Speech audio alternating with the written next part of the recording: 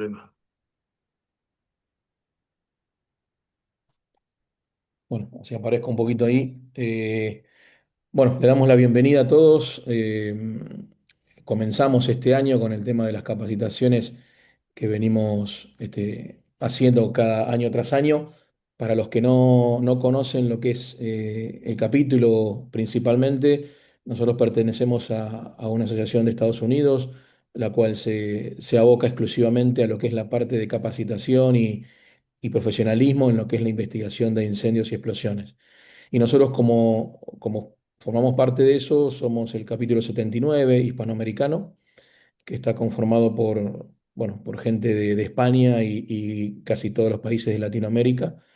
Y bueno, entre nosotros lograr estas reuniones, tratamos de ser lo más periódicas posibles con diferentes temas que vamos tratando de armar, entendiendo que sirve para eso, ¿no? Para perfeccionarnos, para charlar entre todos, para entender como decía Vicente recién, la idiosincrasia de cada lugar, de cada país, y obviamente entre todos salir a flote y adelante con todo esto. Así que siendo la primera, charlando con nuestro actual presidente, que es Vicente, ahora bueno, él obviamente se va a presentar, y pensábamos arrancar con este conversatorio como para darle un poquito de entidad y entender todo este tema de evidencias físicas, de levantamiento y la importancia que tiene todo esto. Y me adelanto por ahí para temas futuros. Ya tenemos conversado, bueno, con Federico, que la mayoría lo conoce, la Tosinski. El año pasado hicimos un diplomado de la parte dinámica de incendio. Él está volviendo acá a Argentina, es de Argentina, está volviendo de España, que estaba en un congreso estos días. Así que espero ya dentro de abril enfocar unas tres o cuatro charlas continuas de una segunda parte de la parte dinámica que dimos el año pasado. Así que bueno, eso como para que sepan lo próximo que estaremos afrontando dentro del capítulo. Así que bueno, los dejo, si querés, Vicente, ya arrancar con el tema. De acuerdo, Luisma, gracias. Bueno, buenas noches a todos. Como ha dicho Luisma, tengo el honor este año de presidir el capítulo 79 y bueno, conversando con Luisma y dado que también estoy designado como proctor para el tema del examen práctico de recolección de evidencias y demás. Bueno, quería ver de cómo enfocar el tema del levantamiento, la recolección de evidencias y cómo se hace en cada uno de los países, quién está facultado, quién no, etcétera, etcétera. Pero sobre todo quería con esto, con este conversatorio, porque como dije antes prácticamente casi de la introducción, conversando informalmente, se trata de que podamos conocer en cada país cómo se lleva a cabo esta fase de la investigación, del levantamiento de evidencias, cómo, eh, quién lo puede realizar en cada uno de los países y sobre todo, y que creo que es lo más importante, más allá de que uno a lo mejor no está habilitado para tomar la evidencia en su país, sí que creo que es muy conveniente conocer cuál es la metodología y el procedimiento adecuado para que esa evidencia se levante correctamente y, evidentemente, los protocolos que hay que seguir con la cadena de custodia, etcétera, etcétera, para que esa evidencia sea válida ante cualquier entidad o un juicio o cualquier otra cuestión en la que pueda ser necesario apoyarse de esa evidencia física o del análisis que se haya hecho de esa evidencia física. Para eso el investigador debe de conocer cómo se hace, por más que él no la vaya a tomar o a recolectar, pero sí, estando presente, puede decir, esa no es la forma adecuada, ese recipiente no es adecuado, y aportar para que esa evidencia no se destruya, no se malutilice y por tanto creo que es muy importante el poder tener esta capacitación y llegar a tener la certificación como técnicos para poder acreditar que efectivamente lo que estamos aportando en esa investigación es adecuado y que tenemos los conocimientos para poder decir, pues disculpe, pero ese envase que va a utilizar no es adecuado para ese tipo de muestra. Creo que eso es muy importante y ahora lo iremos viendo, pero creo que este era básicamente el motivo de este conversatorio, el que ya digo que creo que más que lo que voy a tratar de introducir muy rápidamente, es que todos tratemos de aportar nuestra visión, cómo se hace en nuestro país, de manera que intercambiemos opiniones, que intercambiemos puntos de vista y que podamos incluso llegar a trazar estrategias y protocolos comunes a todos, de manera que pudiéramos llegar a unificarnos dentro de lo que en un futuro pudieran ser certificaciones a nivel latinoamericano o hispanoamericano. ¿De acuerdo? Entonces, yo creo que eso es importante que nosotros vayamos haciendo eso y que vayamos aportando de nuestro país cómo y de qué manera se efectúan estas cosas. Entonces, como parte de la investigación, bueno, pues vamos con la parte de del levantamiento de evidencias.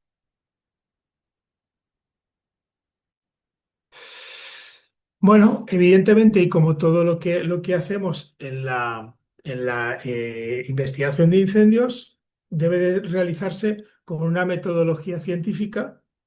Evidentemente, ahí nuestra referencia y casi nuestra Biblia de consulta, por lo menos la más básica y a la que hay que atender, sobre todo porque es la que nos va a guiar de cómo establecer o cómo manejar el método científico en la investigación de incendios, es la NFPA 21, que yo prácticamente cuando voy a hablar de investigación de incendios, siempre me la pongo a mi lado, al menos para que pueda poner la mano encima y fluya la ciencia hacia mí desde este libro que considero que es imprescindible para cualquier investigador de incendios.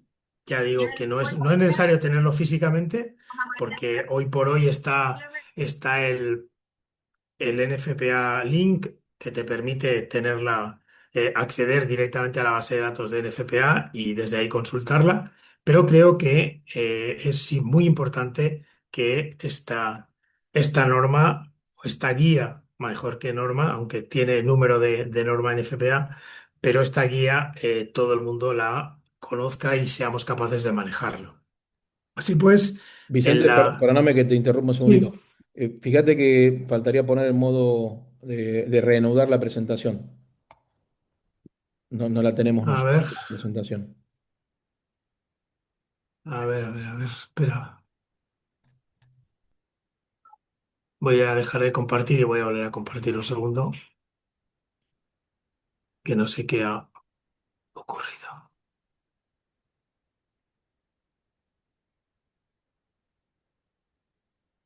Ahora, Ahí estamos.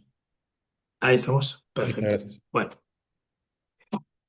eh, el tema de la recolección de evidencias, evidentemente, la base, vamos a decir, el marco normativo está perfectamente descrito en la NFPA 921 en el capítulo 17, en el cual, bueno, pues se nos habla desde qué es evidencia física y por tanto qué es lo que vamos a poder recolectar, quién la puede recolectar, de quién es la responsabilidad de recolectarla, quién decide qué se recolecta, pero también cuáles son los procedimientos, los envases, cómo debe de realizarse el procedimiento para muchos tipos de diferentes de evidencias que podemos recolectar. Por tanto, ese capítulo 17 de la NFPA 921 es muy importante, que es bueno conocerlo.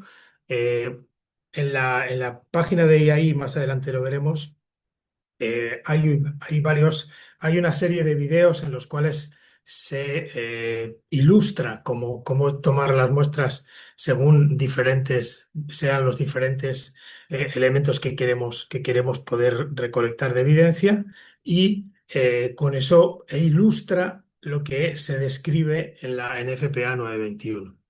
Pero más allá de lo que es ya la parte normativa, creo que es muy importante también planificar la recolección.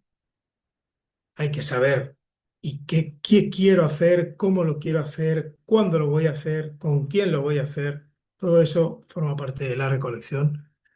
Documentar, porque evidentemente la evidencia tiene que responder y tiene que a un escenario concreto y tiene que ser indubitada, que es de ahí, y por tanto hay que documentar todo de la manera que mejor podamos.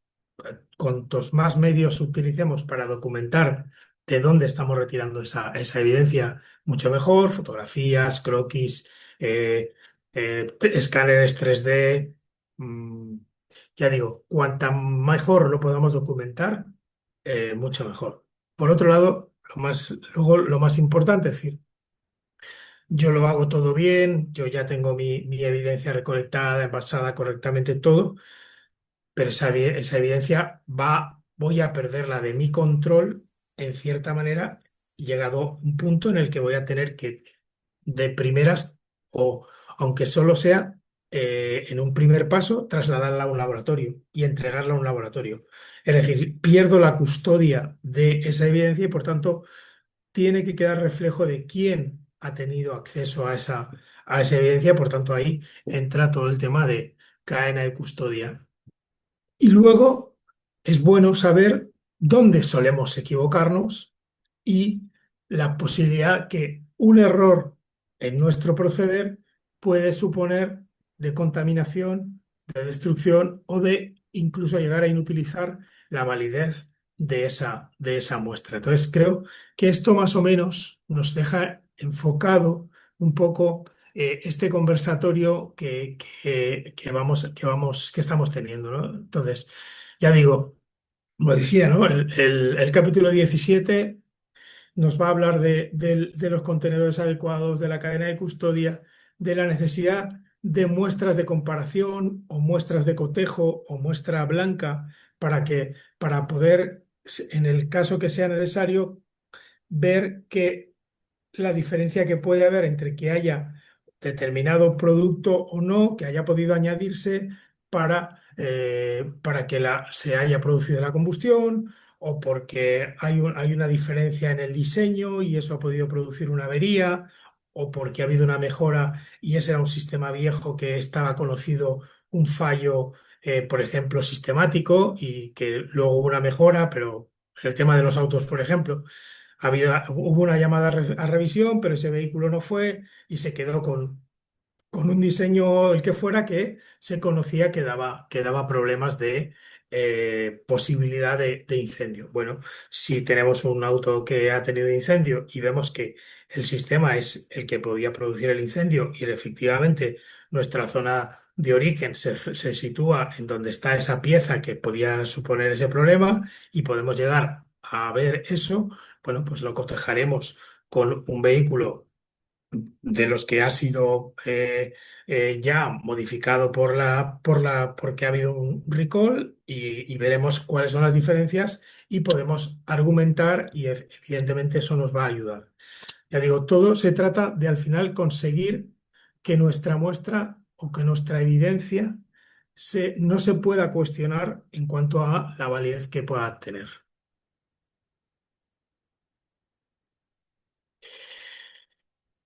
Creo que este es un punto muy importante y por eso es quizá el punto que más he desglosado de toda esta introducción rápida que quiero hacer, ¿no? ¿Qué es evidencia física? Y evidencia física, el concepto es muy general porque son muchas las cosas que pueden ser evidencia física, pero es claro que tiene que ser algo físico y tangible, es decir, una declaración de alguien de un testigo no es una evidencia física. ¿Por qué? Porque no es un objeto físico y tangible, es una declaración. Entonces, partiendo de que esa definición es tan amplia, imaginemos qué cantidad de cosas podemos estar recolectando como evidencia en nuestra investigación. Es muy grande los tipos de cosas que podemos llegar a recolectar. Por tanto, por ahí el abanico es muy grande. ¿Qué tenemos que tener claro? ¿Cuál es el propósito? El propósito es servir para demostrar o descartar hechos relacionados con el incidente. Ya digo, demostrar o descartar, porque tal vez alguien, otro investigador, está diciendo que determinado aparato causó el incendio porque tuvo determinada avería. Bueno, pues si ese aparato lo retiramos como evidencia, lo llevamos a un laboratorio, se hacen los análisis correspondientes, los test correspondientes, y se ve que esa falla que se había presupuesto por el otro investigador como que era la causa del incendio, vemos que no puede producirse en este aparato, pues evidentemente la evidencia sirve para descartar esa otra posibilidad. Por tanto, la evidencia no solo tiene que ir pensada como algo que va a demostrar, sino que también puede ser justamente para lo contrario, sino para descartar determinada hipótesis. Por tanto, esa doble función de la evidencia hay que también tenerla clara cuando uno se enfrenta a un escenario. Tercero, muy importante obviamente es la relevancia, es decir, cuán importante es.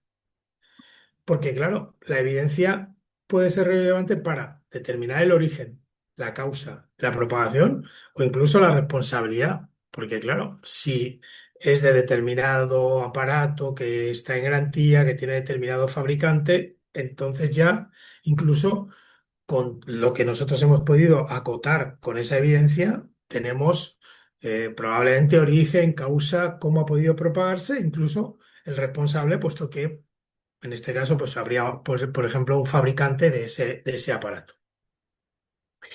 Ahora bien, dice bien en el capítulo 17 de la 921 que la decisión de qué evidencia vamos a recolectar para remitir al laboratorio a donde y lo vayamos a enviar para hacer análisis o test, o simplemente como evidencia para soportar nuestra opinión, es única y exclusivamente del investigador de incendios.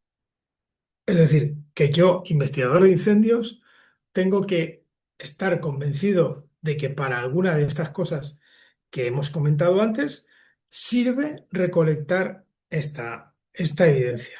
No deberíamos dejarnos influir porque llegue el dueño de la empresa, el liquidador, no sé quién, alguien, el jefe, nuestro jefe, y nos diga recolecta esa pieza porque lo digo. No, es que recolectar esa pieza ¿para qué? ¿Por qué y para qué? Es decir, si uno no tiene claro ni el por qué ni el ¿para qué vamos a recolectar una evidencia? Entonces, creo que es el investigador el que tiene que tener esa potestad y, por tanto, ser quien decide qué y por qué toma determinada evidencia.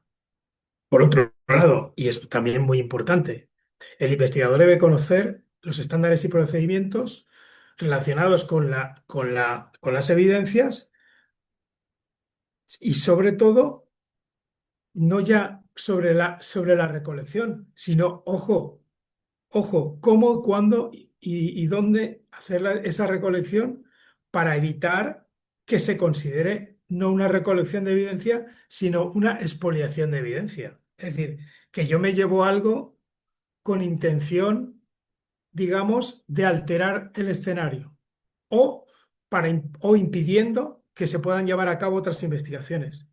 Eso sería expoliación. Entonces yo tengo que saber que o todas las partes están de acuerdo en que se levante la evidencia o que ya no hay más investigaciones que se vayan a realizar o que no tengo impedimento por parte de ninguna parte de que yo pueda hacer ese levantamiento de la evidencia. Entonces, todo eso lo tenemos que conocer. Claro, si yo le digo a alguien, porque yo no estoy habilitado, pero entonces llamo a quien esté habilitado en mi país para la recolección de evidencias y le digo, ven que necesito que recolectéis esta evidencia, pero esa evidencia no se puede retirar por alguna razón, en realidad yo, por desconocimiento, estoy haciendo una expoliación de evidencia y, por tanto, podría llegar a ser incluso alguna forma de delito. Entonces, lo mejor es que uno esté familiarizado con todas estas cuestiones. Claro, para familiarizarse con la cuestión de evidencias, pues lo mejor es tener esos conocimientos como técnico en recolección de evidencias. Planifiquemos la recolección. Es decir, antes de tocar, tengamos un plan. No empecemos a tocar y sobre la marcha, según vamos haciendo, queramos ir haciendo la recolección, ¿no? Sino que quietos, todos vamos a pensar qué voy a retirar, qué necesito, cuáles son las condiciones. Si tengo que recolectar varias cosas, pues voy a empezar por lo más volátil o lo que sea más degradable o lo que esté en una situación más precaria que pueda ser sustraída o que pueda desmoronarse algo y perder la evidencia. Es decir, priorizo el orden de cómo voy a hacer esa recolección de evidencias. Luego tengo que tener claro si necesito algún permiso, necesito tener testigos, necesito fedatarios, necesito algo que dé fe de que yo estoy haciendo eso, de que no he ido ahí poco menos que a llevármelo escondido, sino que tiene que haber testigos y que den fe de que, oye, lo que se ha hecho como yo estoy diciendo, con este protocolo, y todo se ha seguido, y ellos son los que firman sobre un acta que se levanta cuando uno hace una recolección de evidencias. Y ese acta acompañará en la cadena de custodia a la propia evidencia.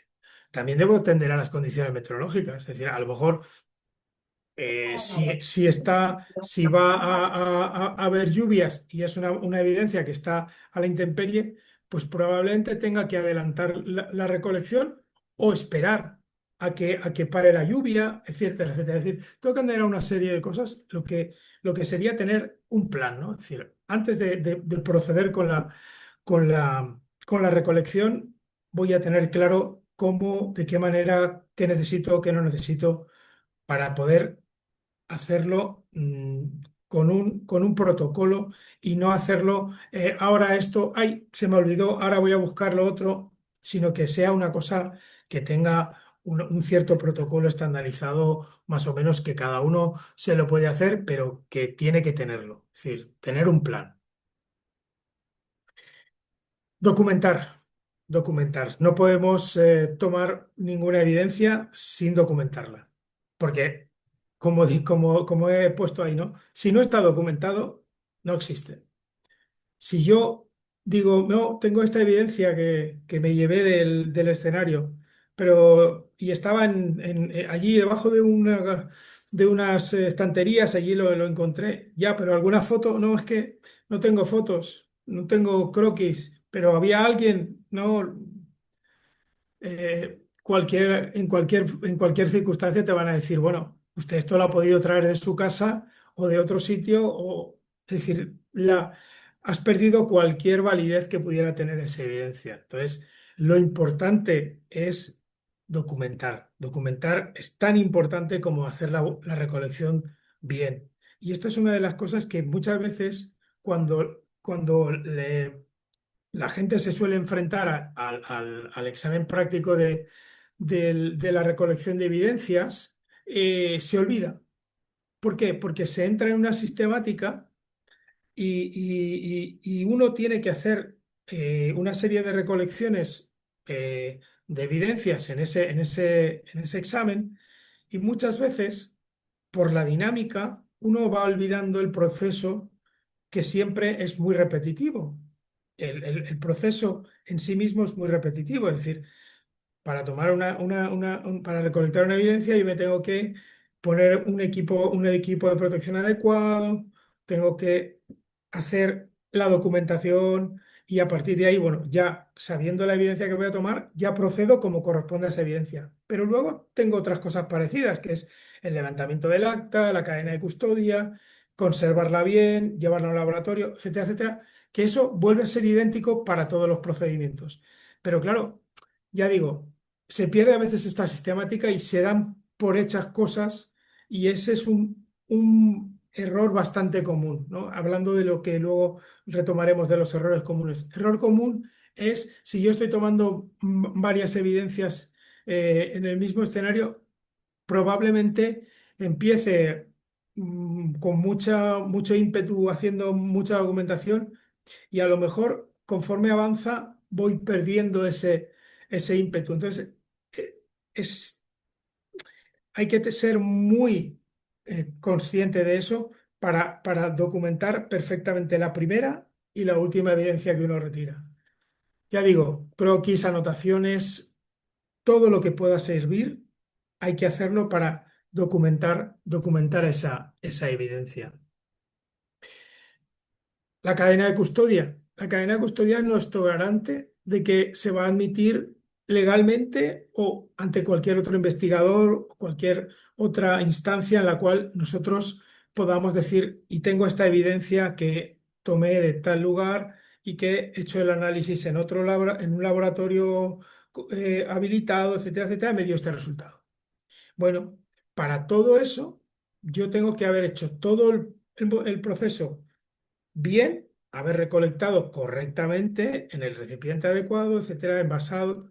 Pero ahora tengo que hacer una cadena de custodia que empieza por etiquetar correctamente, sellar de manera que la muestra quede con una seguridad de cierre lo suficientemente, digamos, fuerte en el sentido de que sea inviolable o que si se viola se note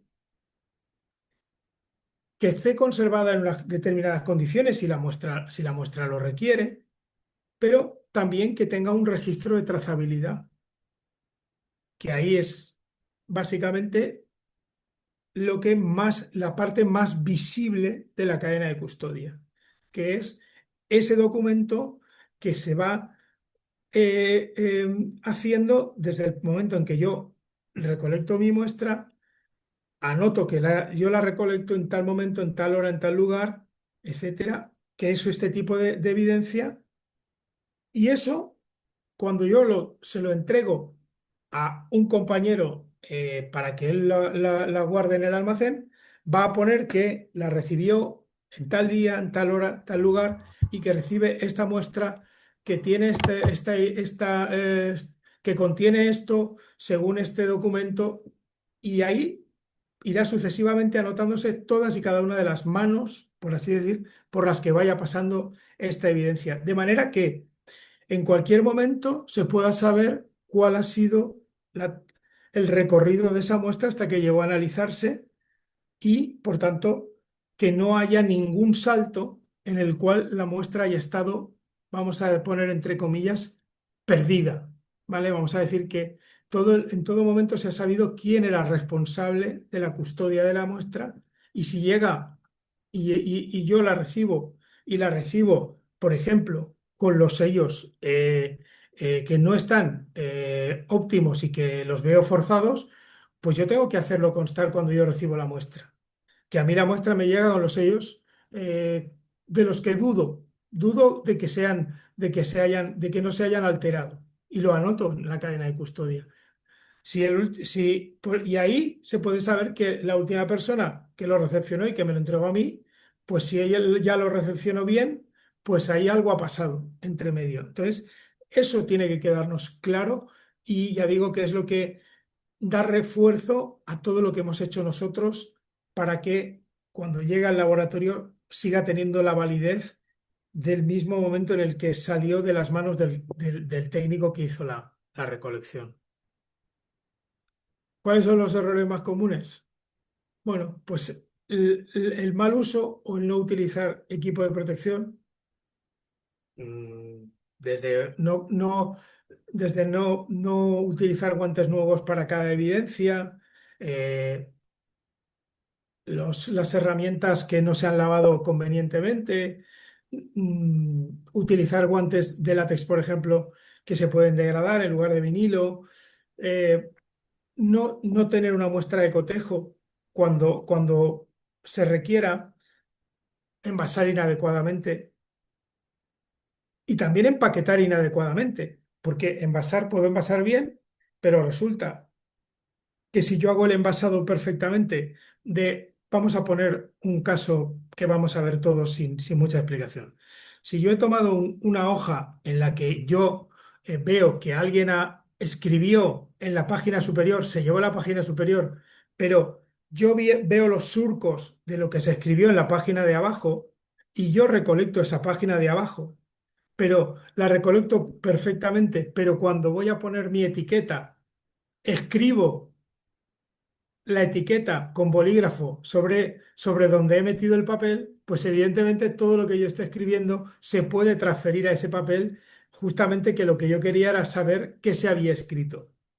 Entonces, yo tengo que adecuadamente empaquetar, es decir, mi paquete ya tiene que tener la etiqueta colocada y rellenada antes de que yo introduzca ese papel, esa hoja en la cual yo quiero que el laboratorio descifre lo que se ha escrito en la página superior.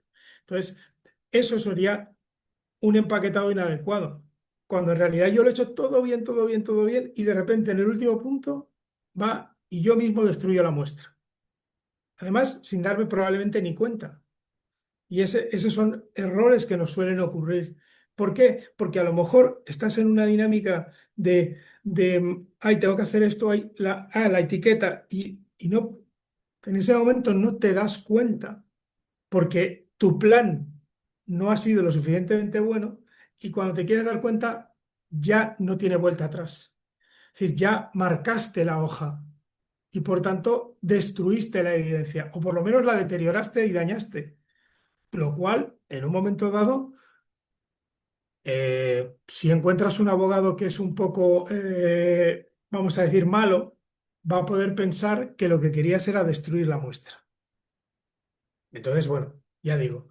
Y luego, por otro lado, almacenarlo inadecuadamente. Si yo dejo una muestra que presumo puede tener eh, eh, líquidos que son fácilmente, que desprenden volátiles y los dejo al sol y demás, pues evidentemente voy a tener una merma en la evidencia que no debería tener si yo hago las cosas bien. Y a lo mejor esa merma en la cantidad de volátiles que tenía en la evidencia que tomé, pues va y hace que luego el elemento de análisis no dé con la cantidad mínima suficiente como para registrar que efectivamente esa sustancia estaba ahí. Y claro, evidentemente va a parecer que no había la sustancia. No es que no lo hubiese, es que la máquina no es capaz de registrar la poca cantidad que le ha quedado. Entonces, todos esos son errores que, claro, nos pueden llevar a que lo que era una buena evidencia termine arruinada. Y son errores relativamente tontos o de poca entidad, pero que su grado de destrucción sobre la evidencia es muy grande. Entonces, bueno, creo que es por eso muy importante lo que decía antes del plan, ¿no? Tener el plan perfectamente ubicado y para eso, ya digo, el tener manejo de cómo se recolectan las evidencias y, por tanto, ya que tengo todo ese manejo, obtener mi certificación como técnico en recolección de evidencias es muy adecuado. Y llegamos a esto, ¿no? Es decir, el técnico en recolección de evidencias, ¿qué representa? ¿Para qué sirve? ¿Quién lo puede obtener? Bueno, ¿qué representa? Es esto que comentaba al principio, es decir, yo puedo acreditar que sé que usted está poniendo en un contenedor inadecuado esta evidencia, que el adecuado sería este otro, que mi recomendación es que lo haga en este otro, pero si no atiende a ese razonamiento, bueno, pues uno ya tiene elementos para decir, oiga, que es que la evidencia se recolectó indebidamente, se recolectó mal por esta razón, por esta y por tanto creo que el resultado no puede ser tenido en cuenta o lo que sea. Y nos sirve para eso, para saber que lo que estamos haciendo lo estamos haciendo correctamente, pero también para ver que lo que están haciendo otros es correcto. Eso creo que es muy importante para un investigador, porque no, el investigador no se tiene que quedar en el punto de la evidencia, aunque no esté habilitado fuera de juego. Yo creo que se tiene que involucrar, aunque no sea quien, vamos a decir, quien físicamente va a poner las manos para esa recolección, porque no está habilitado por la legislación de su país, pero sí tiene que ser lo suficientemente, tiene que tener la suficiente capacitación como para saber que eso se está haciendo correctamente. Entonces, creo que por eso es importante esta certificación también. ¿Y quién lo puede obtener? Lo puede obtener cualquier investigador de incendios que cumpla con los requisitos de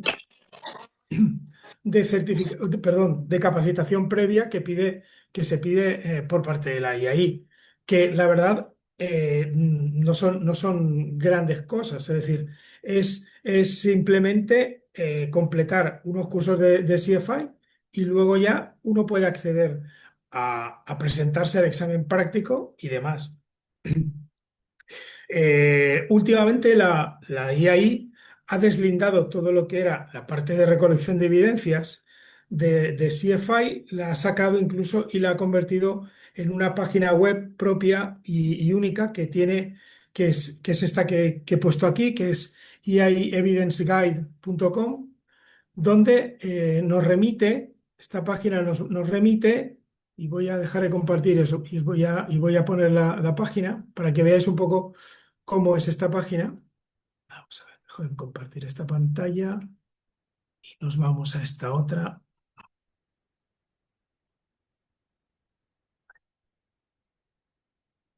Ahí está. ¿Estáis viendo ahora?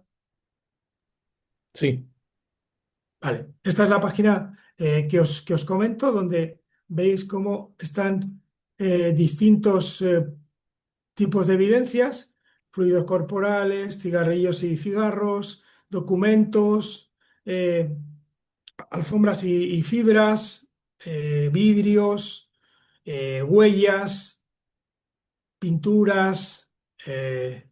¿Veis? O sea, hay un montón de elementos y, por ejemplo, en suelos, ¿no?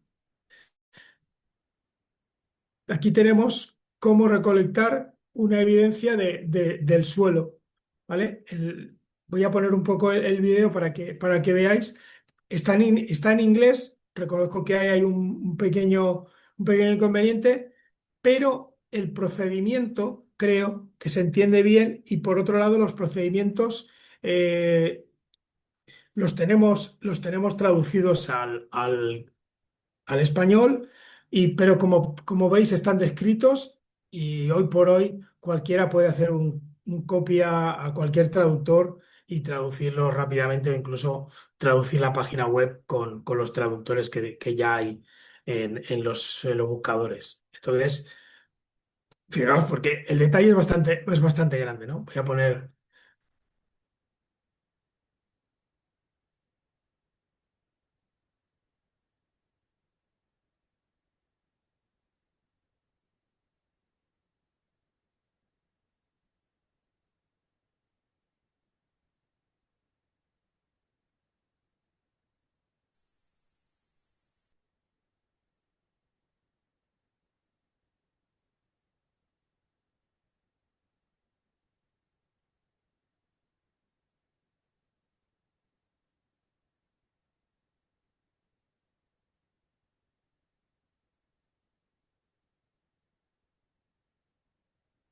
¿Veis?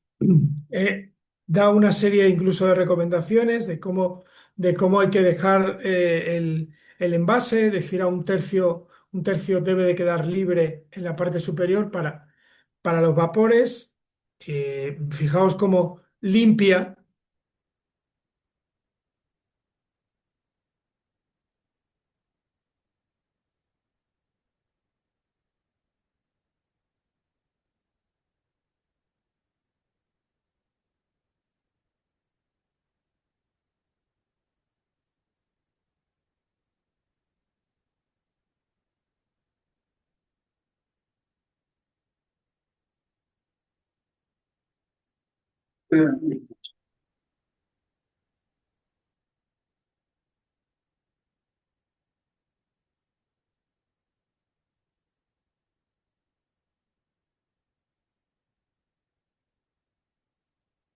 Bueno, como veis, es tan descriptivo que aunque uno no llegue a entender lo que están diciendo, la descripción es tan exhaustiva que creo que para ver cuál es la metodología de recolección de ese tipo de evidencia es muy ilustrativo. Entonces, yo recomiendo mucho estos videos para poder darse uno idea de cómo hay que hacer la recolección de cada uno de los tipos de evidencias.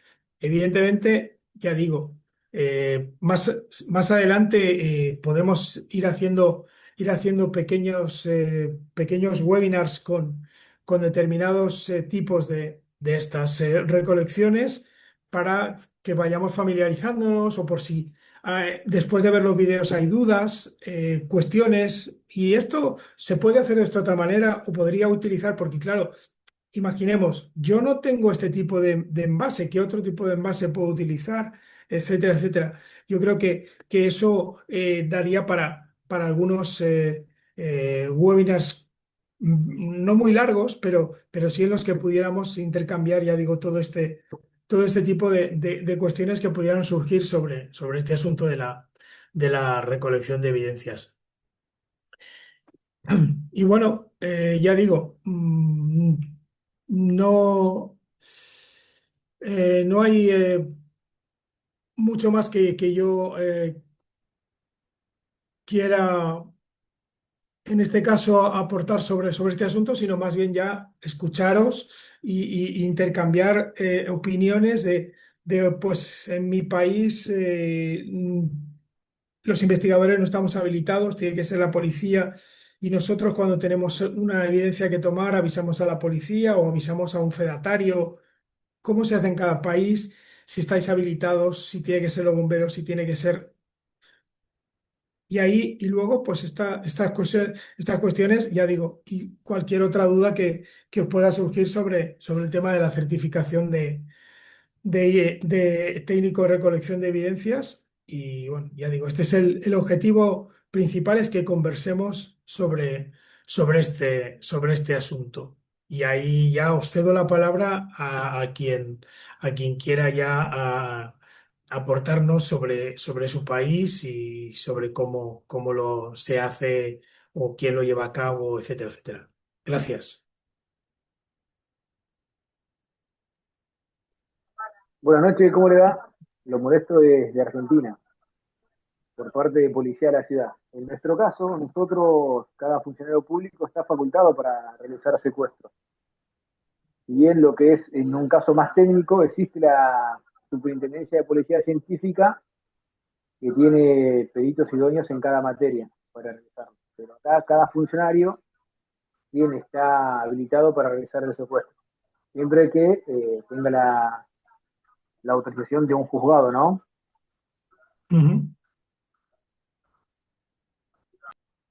O sea que previamente en Argentina para recolectar, para hacer el secuestro de evidencia, tienes que tener autorización de juzgado.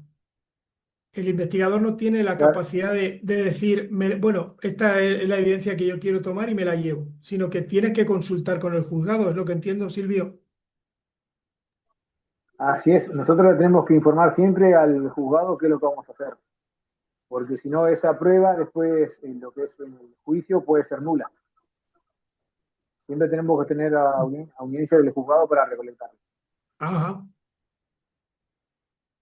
No, esa no me la sabía, esa no la tenía yo anotada, que teníais que consultar con el juzgado y que el juzgado os autorizaba.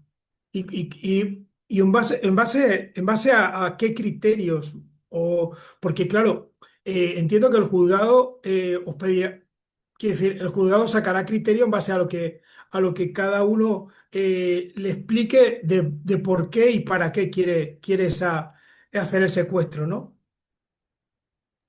Exactamente, nosotros cuando vamos a una escena le comentamos lo que sucedió, lo que pasó, que ahí le hacemos recomendaciones al jugador. Mira, no, si secuestramos esto, o qué le parece, podemos obtener esto para tal resultado. Entonces ahí le va a decir, Ujú. sí, está autorizado y eso lo bajamos en una consulta que queda en el sumario. Y con Ajá. autorización del juzgado tal día, tal doctor autorizó a que se realice tal cosa. Ok, ok, ok. Queda Perdón. claro el... Sí, Vicente, perdón Sí. que aclaro también un poquito con lo que decía Silvio. Por ahí en otros países pasa lo mismo. Obviamente cada jurisdicción tiene una forma diferente de trabajo, ¿no? Bueno, Ujú, Silvio, por lo que decía, está dentro de lo que es la capital federal, lo que es la ciudad de Buenos Aires hoy en día.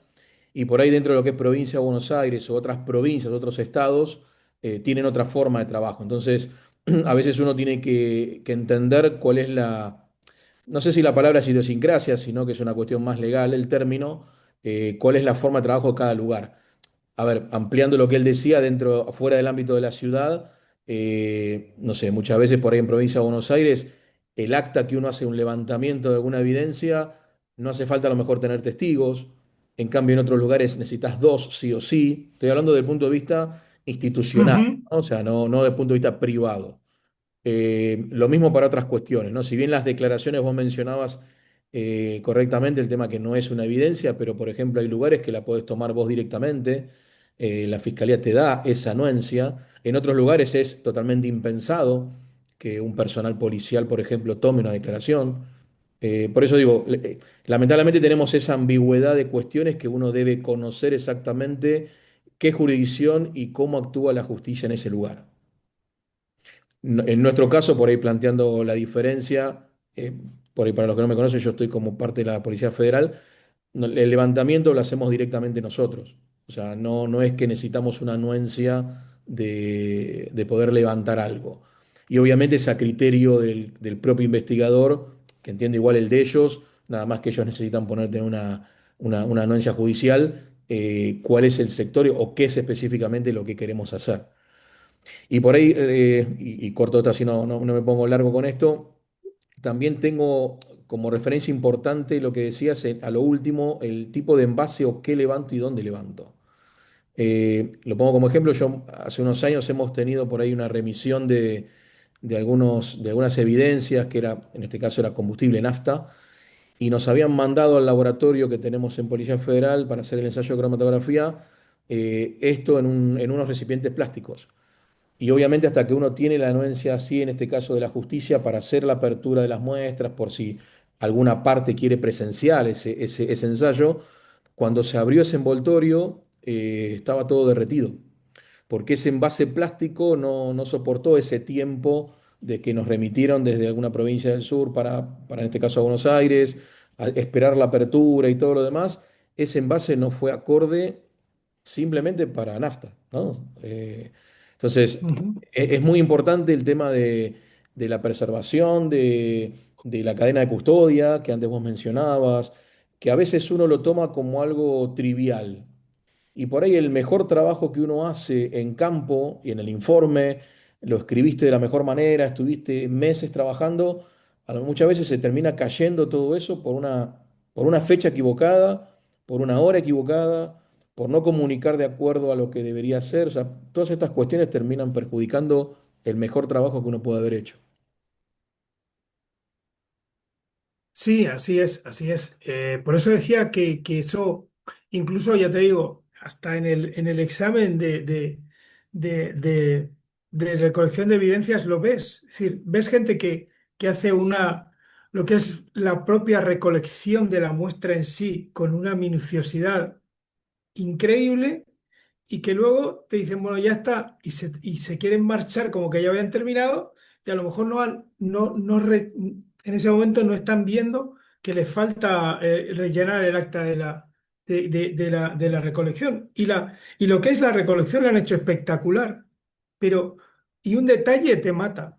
En este caso, por eso decía yo lo de tener un plan, ¿no? Tener el plan y ceñirse al plan, que el plan es el que punto uno, punto 2, punto 3, punto 4, punto 5 y hacer el check de cada uno de los puntos de lo tengo todo, lo hice todo, voy a repasar, porque Es lo que tú dices, un mínimo detalle con una evidencia te mata, te mata. Sí. Permiso, permiso, ¿cómo les va? Hola, Mauro. Bueno, yo para aportar también un poco a lo que dicen Luis María y el compañero que habló antes, bueno, en este caso nosotros, por ejemplo, en la provincia de Santa Fe, acá en Argentina, no nos permiten hacer las investigaciones, las hace lo que es la Policía de Investigación, y que también parte tiene lo del Cuerpo de Bomberos de la provincia de Santa Fe. Pero en una oportunidad nos pasó que nos llaman al jefe de mi cuartel y bueno, como sabía que estaba en la parte de investigación de incendio, me convoca a un principio de incendio en un domicilio en el cual ya estaba la PDI, pero la fiscal pedía que nosotros vayamos a hacer la constatación de lo que estaba haciendo la policía de investigación. Bueno, ahí hay unas el problema que nos sorprendió es que primero el personal que hacía la recolección del material, primero no tenía conocimiento de los materiales. Qué sé yo, había justo la casa, tenía unas molduras en el exterior que eran de polifán, que es como un tergopol, que la persona decía, no entiendo cómo se quemó la pared así, que era un ejemplo de que era el tergopol que se había derretido. Y después, por ejemplo, cuando empezamos a hablar, que nosotros empezamos a plantearle las cosas que veíamos, la policía no entendía lo que estábamos y les íbamos explicando y decían, no, porque encontramos esto, encontramos aquello. Bueno, había señales de una botella de vidrio de una bebida que habían tirado tipo bomba molotov, que habían tirado dos botellas de plástico de alcohol que se habían derretido en el piso, que uno de los propietarios cuando llegó estaba prendido, la quiere apagar con la pierna. Y dice, no entiendo por qué es esta marca en el piso. Y después, bueno, cuando empezamos a hablar y le empezamos a plantear lo que veíamos de la botella Molotov, y nos empiezan a mostrar las evidencias, y estaban todos sobres de papeles, que ni siquiera estaban resguardados ni nada. Entonces, bueno, nosotros lo que hicimos, cuando vimos todo eso, volvimos, hicimos un informe donde explicamos todas las cosas malas que se habían visto, porque todo lo que se llevaban de evidencia no estaba bien elaborado. ¿Ah? Bueno, y después el fiscal agradeció las tareas y ahí se terminó. El problema es ese, el problema es cuando a la gente que mandan a hacer las investigaciones tampoco tienen la preparación para eso, porque entiendo más que policía de investigación, al menos en mi zona, es más de lo que es accidentología o tema de robo. Y el problema de las evidencias que se llevaron, ¿quién te asegura que eso se pudo usar para algo o si podía haber sido resguardado en el tiempo? Pero bueno, eso era una de las cosas, los aportes que quería hacer yo desde mi lado. Sí, no, Mauro, eso está en sintonía con lo que yo comentaba de que es muy bueno tener la capacitación en recolección de evidencias precisamente para poder aportar ese tipo de opinión sobre lo que se está haciendo y que uno considera que está mal hecho y decir, bueno, yo esto lo puedo decir que creo, considero que está mal hecho porque en base a mis conocimientos, que son estos y que puedo certificar y que tengo acreditados con esta certificación, para mí este recipiente no era adecuado o el proceder con el que se recolectó la evidencia no era adecuado. Evidentemente, te sirve precisamente para reforzar eso que hicisteis vosotros en ese caso que comentas. Y también, perdón, que agrego con respecto a lo que decía Mauro, si bien al principio vos mencionabas el tema de no poder hacerlo desde el punto de vista oficial, un peritaje, pero quizás el mismo ejemplo te pudo haber tocado como un perito de parte o para alguna compañía de seguros, bueno, vos trabajás dentro de una también, entonces esa metodología de práctica que hiciste a nivel institucional dentro de bomberos voluntarios, uno la puede hacer tranquilamente, como decía Vicente, desde el punto de vista privado, ¿no? Porque esto acá nucleamos un poco a todas las variables que, desde las aristas de investigativas, ¿no? Desde alguno que está en una institución, como varios de nosotros, pertenecemos a bomberos, no pertenecemos a bomberos, estamos en científicas, o sea, tenemos de todo un poco, pero bueno, el punto de vista de acción ante un hecho de este estilo, ¿no? De levantar una evidencia o entender que estamos levantando, como decías, nos puede tocar de diferentes puntos.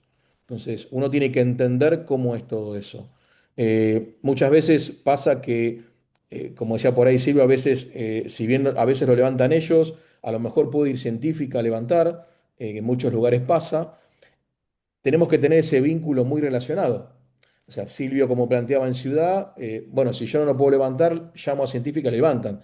Pero entiendo que él le va a decir qué levantar. El cómo, quizás son los especialistas, en este caso científica, de poder hacerlo. Pero hay otros lugares por ahí que no hay una buena conexión y hay veces que yo he visto donde se levanta algo que no está relacionado con lo que el investigador necesita. Y ahí es una falencia muy grande.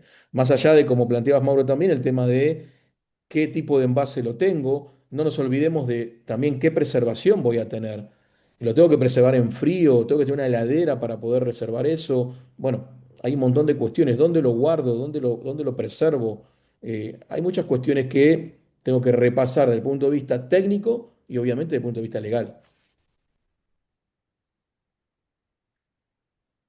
Eh, si quieren, a ver, tenemos algunas, no sé si Vicente vos vas leyendo algunas, perdón que si alguno quería aclarar algo o acotar algo, o si bien levanten la mano y lo vamos charlando para que no se nos pase algún tema en particular. Luis, sí, estás muteado, ¿eh? Mucho gusto, buenas noches. Ahí está. Ah, ¿Qué tal? hola. Mucho gusto, Luis Eduardo Monzón de Ciudad de Guatemala. Les comento, en mi caso, soy bombero actualmente en calidad de retiro, con 20 años de experiencia, y actualmente estoy trabajando desde hace 18 años también en la unidad de recolección de evidencias del Ministerio Público. En este caso sería la Fiscalía para muchos de los países hermanos de Latinoamérica. Los procedimientos, trataré de no extenderme mucho para dejarle tiempo a otros compañeros. Los procedimientos que nosotros llevamos a cabo acá en Guatemala van a ser siempre, si hay sospecha de una criminalidad en el incendio, los va a realizar personal de la unidad de recolección de evidencias de la Fiscalía. Esto, en este caso, nosotros estamos capacitados para la recolección de evidencias, pero únicamente se levantan indicios, se recolectan, es la manera adecuada de indicarlo acá, cuando hay sospecha de una criminalidad. Si fuese un incendio, podríamos llamarle fortuito, sin alguna eh, intención de provocarle daño a la integridad de la vida de alguien, podríamos llamarle a esto un cortocircuito, que a raíz de este cortocircuito se haya originado el incendio. En estos casos, por lo regular aquí en Guatemala, no se levanta ese tipo de evidencia. Es un procedimiento que no es el más adecuado, pero lamentablemente así se está trabajando actualmente acá. Si fuera un procedimiento donde sí se sospecha de la criminalidad, si se tratan de levantar y recolectar indicios, además de la documentación fotográfica, planimétrica, de también que vayan relacionados con un posible recipiente que se haya enviado. Estos se recolectan de una manera adecuada, se embalan, se genera de una vez la cadena de custodia. Todo esto queda plasmado en el acta que la fiscalía levanta en el lugar del procesamiento de la escena del crimen. Posteriormente, nosotros los enviamos a otra institución, que es el Instituto Nacional de Ciencias Forenses, el cual es autónomo también, donde ahí se solicitan los peritajes para determinar o no la presencia de ciertos químicos, o ellos que de una vez indiquen si hay líquidos volátiles, inflamables o flamables. Regularmente esto es lo que se hace así.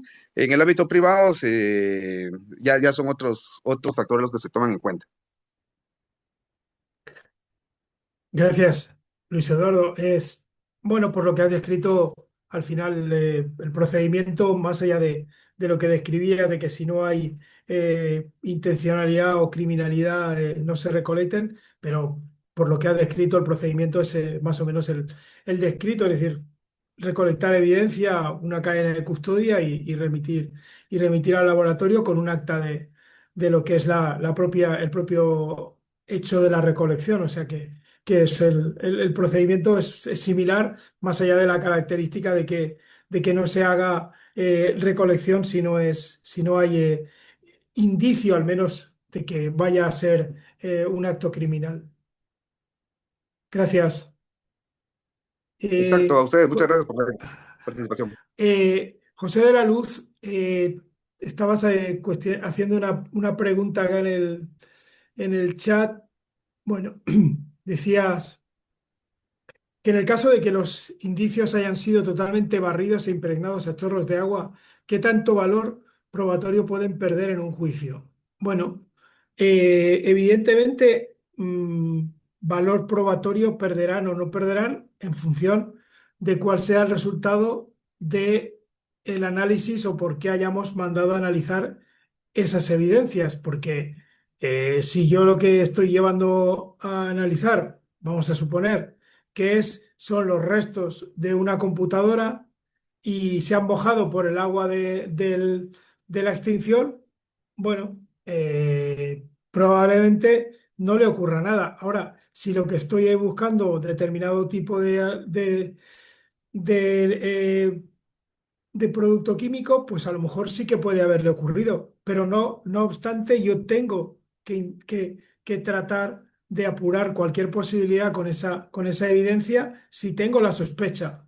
Evidentemente, el agua mm, va a jugar algún papel, pero simplemente puede ser un papel de cambiarlo de cambiarlo de lugar en cierta manera y de mojarlo. Y hay evidencias que porque se mojen no se van a alterar y por otro lado sí, quizá el cambio de posición pueda influir algo, pero probablemente no sea tan definitorio pues porque al final las cosas no se mueven tanto por los chorros de agua. Y por otro lado, yo creo que cada vez se tiende a que las extinciones sean menos de esa manera con esos chorros de agua, sino que se utiliza más el pulverizado, de manera que se trata de optimizar el uso del agua y por tanto creo que cada vez esos chorros de agua quedan cada vez más lejos. Luis Eduardo, veo que tienes la mano levantada. Sí, Adelante. gracias. Únicamente tal vez para ampliar un poquito en relación a la recolección de este tipo de evidencia que se pueda llegar a haber obtenido si había estado demasiado tiempo expuesta al agua o algún otro químico que sirva también para extinguir el fuego. También al momento de realizar la descripción del indicio como tal, de la que va a ser futura evidencia, nosotros podríamos hacer la observación de que dicho en la extinción del incendio fue utilizado X o Y agente para poder determinar también y ayudar también para una investigación más clara. Sí, por otro lado, parece que que en ese caso eh, sería muy adecuado el poder utilizar una muestra de cotejo de otro lugar donde se haya utilizado el mismo químico para la extinción y no tengamos duda de que ahí podemos tomar la evidencia que ese producto que estamos buscando en nuestra evidencia no hay y por tanto utilizarlo como cotejo para el químico que se ha utilizado en la extinción y podríamos llegar a diferenciar qué químico es el que estamos buscando en la evidencia del que se utilizó en la extinción. Sí. Gracias. Sí, y permitime agregar también una cuestión de lo que estábamos hablando a nivel probatorio en juicio, si se quería el término. Pensemos nosotros también que estamos trabajando en una escena per se destructiva por el fuego, por la extinción de bomberos, y nosotros recién estamos apareciendo, si se quiere, en una tercera instancia dentro de todo ese escenario. Entonces, siempre todas esas cuestiones previas que mencionaba van a alterar toda la escena y obviamente las sustancias o lo que fuera que está involucrado que nosotros pensamos. También tengamos en cuenta que si estoy buscando algún resto de algún hidrocarburo, por ahí ese combustible en cromatografía no me da absolutamente nada porque por ahí se consumió. Si tengo los perros, los puedo pasar. Bueno, hay un montón de alternativas que van a colaborar en eso. Y no por esa cuestión yo tengo que desentenderme de esa premisa que estoy siguiendo, de esa hipótesis porque por ahí yo puedo estar hablando de que haya involucrado una sustancia y por ahí el laboratorio o el perro no me detecta ni me marca nada, ni me da un resultado positivo de lo que quiero, pero no puedo dejar de no mencionarla y no tenerla en cuenta, ¿se entiende? O sea, siempre vamos a estar atrás de una escena destruida, si se quiere, por el mismo incendio y obviamente por una cuestión operativa. Pero como decía Vicente también y como mencionaban antes, o sea, yo tengo que levantar, analizar todo lo que se pueda y después ver qué me puede llegar a dar o no.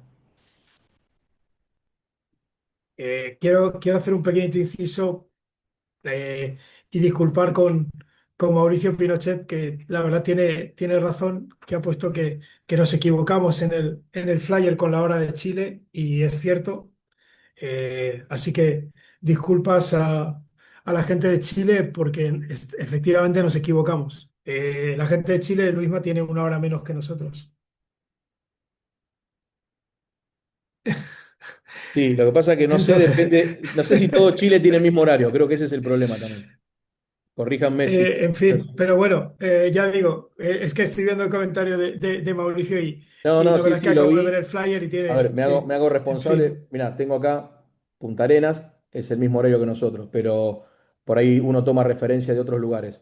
Pero bueno, de última ya la próxima veremos y bueno, o corrijan el horario en Chile que pongan todo el mismo, o vemos cómo hacemos, pero.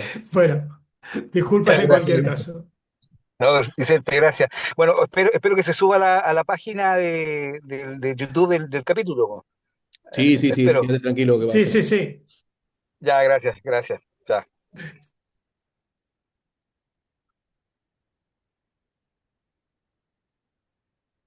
Bien, no sé si alguno más por ahí quiere comentar algo. Sí. Marcelo.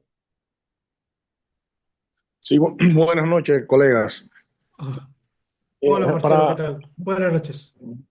sí, buenas noches. Para informarle, en el caso de la República Dominicana, nuestro cuerpo de bomberos, tenemos internamente lo que llaman los departamentos técnicos, que son los que hacen las inspecciones de prevención de seguridad y contra incendios y las investigaciones de incendios. Tenemos un gran problema en nuestro cuerpo de bomberos. Ellos no se ocupan mucho de formarse en este tema tan complejo y tan delicado y que es responsabilidad legal de nosotros los bomberos. O sea, investigar los incendios. Aquí la Policía Nacional, a través de su Policía Científica, la Dirección de Investigaciones Criminales, a nivel interno, tiene sus departamentos para hacer sus investigaciones, departamento de siniestros también, que es el que tienen también para la investigación de los incendios. Y nosotros, los cuerpos de bomberos, por la autonomía municipal, también tenemos facultad y recolectamos las evidencias. Y desde el punto de vista del Código Procesal Penal, nos convertimos en auxiliares del Ministerio Público. Entonces nosotros recolectamos las evidencias y las entregamos al Ministerio Público en los escenarios, cumpliendo con el protocolo de cadena de custodia y el mandato del Código Procesal Penal.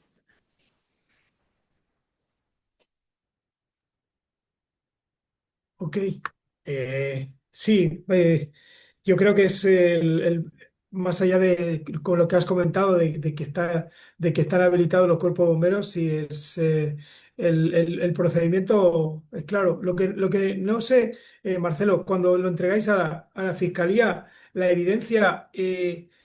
Entregar la evidencia, imaginemos por ejemplo que es una evidencia para realizar un análisis químico, esa evidencia la entregáis para que sea la fiscalía la que la remita a un laboratorio, o lo que entregáis a fiscalía ya es el resultado del análisis.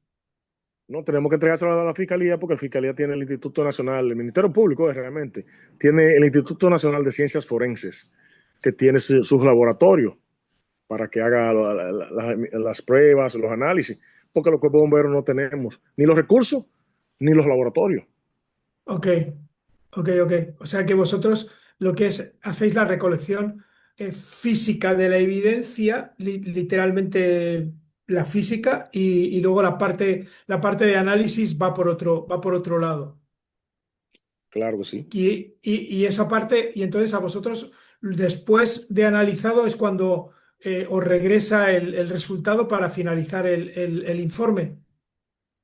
Generalmente sí, claro. Ah, ok, ok.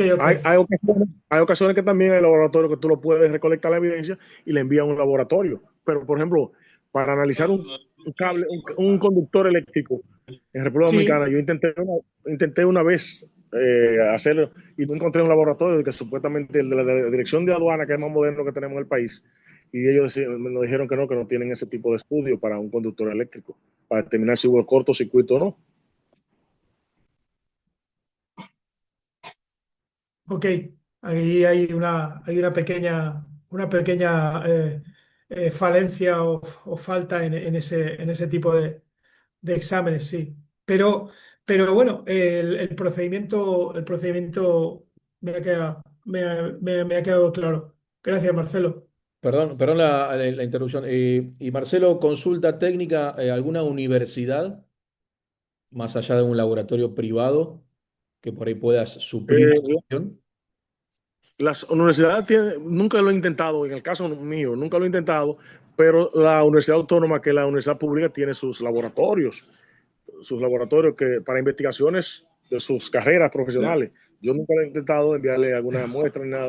No sé si ellos también podrían ofertar ese servicio, porque aquí tú sabes que en nuestro país mucha gente le saca los pies a las cosas complejas, a las cosas que no están acostumbrados y que no saben y que tienen que consultar y que orden superior. ¿Usted comprende? Me imagino que las universidades tienen sus laboratorios, pero no le ofertan ese servicio a nosotros en el caso de Cuerpo Ya. Bombero. Claro, yo lo intentaría de solicitarlo en caso de. Sí, Ujú. inclusive a través de alguna fiscalía que sea la que haga el inicio de todo esto cuando ustedes trabajen para eso. Muy bueno, sí, muy bueno. Eso sí, yo lo podría. Para un caso que yo tenía, yo iba a utilizar como trámite que sea el Ministerio Público que lo tramitara esa cuestión. Bien. Gracias. Buenas Sí, noches, claro. Vicente. Una Hola. consulta. ¿Cómo Sí, Franco, estás? ¿qué tal? Buenas Mira, noches. parte de lo que estamos formando parte del capítulo y los invitados, tenemos la parte de investigación privada, que es cuando nos llaman liquidador, nos llama el propio dueño del establecimiento o nos llama una compañía de seguros. Por lo general, nosotros cuando tomamos la muestra es para determinar el punto de origen y plantear nuestras hipótesis y descartar bajo la aplicación del método científico si es correcto o no lo que nosotros estamos haciendo. Y posteriormente lo que hacemos es que, porque la mayoría de los países, en todos los países, es la policía, la fiscalía, todo ese ente público responsable porque tiene sus propios laboratorios. Porque después ocurre que el que paga esos estudios viene siendo el cliente de uno y a veces dice, no, yo no voy a pagar eso. Entonces hay esa ambigüedad, lo que nosotros después hacemos el privado, ir a la fiscalía, pedir los expedientes, es decir, para revisarlo y verificar qué otra cosa podemos anexar a nuestro informe que ellos hayan hecho en la experimentación. Eso es lo que quería acotar. Y perdón, te agrego, Sí, Franco, ahí. dudas, que, perdón, Mac Vicente. Acá en Argentina por lo menos también tenés el INTI, que ahí privadamente cualquiera puede hacer algún ensayo, por ejemplo, de cromatografía. Sí, no lo sé, pero eso es un costo adicional que cuando tú se lo planteas al cliente, el cliente va a decir, no, déjalo así, a eso me refiero. Sé que hay laboratorios privados, pero También, ya sí. ahí ya va, o el INTI, como me está diciendo, pero ya tiene un costo que el cliente quiere, que debe de pagar, pero la mayoría de las veces y la realidad es que no lo va a pagar porque tiene un costo, eh, bueno, un costo relativamente alto, pues. Sí, sí, sí, sí.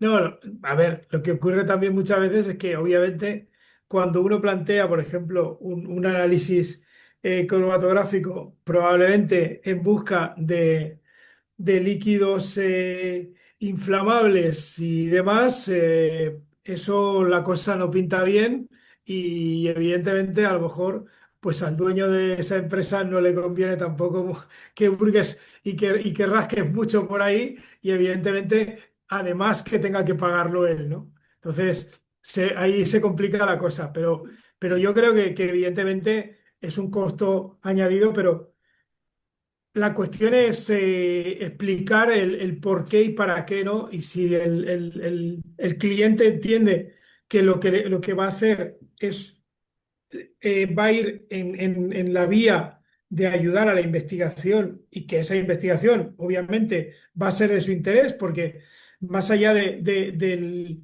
tema de la responsabilidad, de no responsabilidades, está ese tema de saber realmente qué ocurrió para que no vuelva a ocurrir, que creo que es muchas veces es lo más importante sobre todo para las grandes empresas, para las empresas que lo que les supone un incendio es una paralización muy grande y una pérdida de clientes.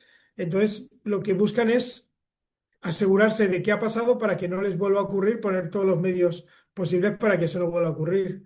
Y ahí es donde, cuando tú planteas eso en esos términos, creo que se entiende y ya no se ve ese análisis como un coste, sino como una inversión, que es realmente la manera en la que tienes que hacerle ver a ese cliente que es lo que estás haciendo, lo que está haciendo con tu investigación es invertir en prevención a posteriori también.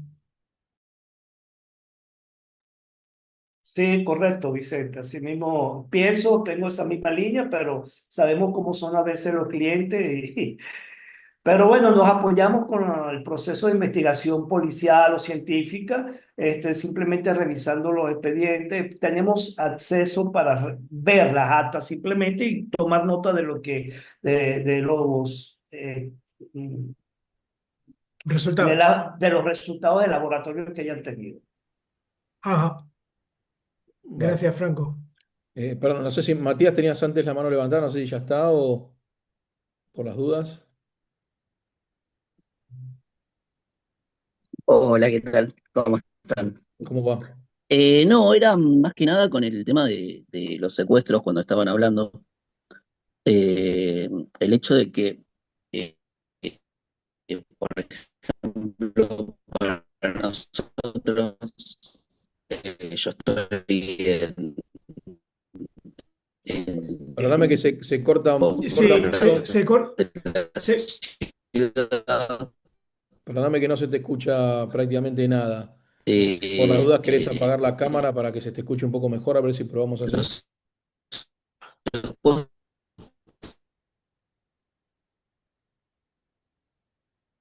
No, la verdad que no se te escucha, Matías. no se escucha, nosotros, Matías.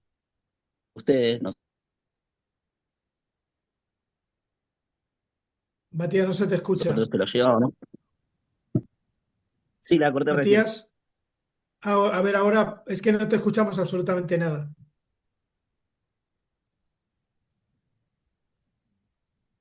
No sé si salió para conectarse de nuevo. Si no, mientras tanto, Irán.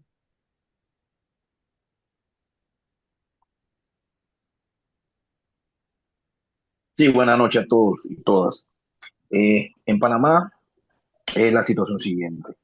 Con el sistema penal inquisitivo se mantiene, y ahora con el sistema penal acusatorio se ha mantenido el tema de que por ley criminalística del Ministerio Público son los que eh, son responsables de la recolección, levantamiento y recolección de indicios en el sitio de la emergencia.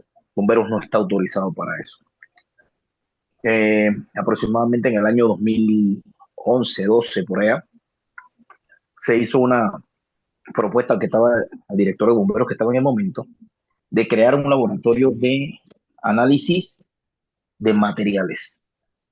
El análisis de materiales, ¿por qué? Porque bomberos es responsable de dar el visto bueno de entrada y salida del país de materiales que tengan que ver con sistemas contra incendios, extintores, etcétera, sistemas eléctricos, sistemas para operar con sistemas de gas, todo eso.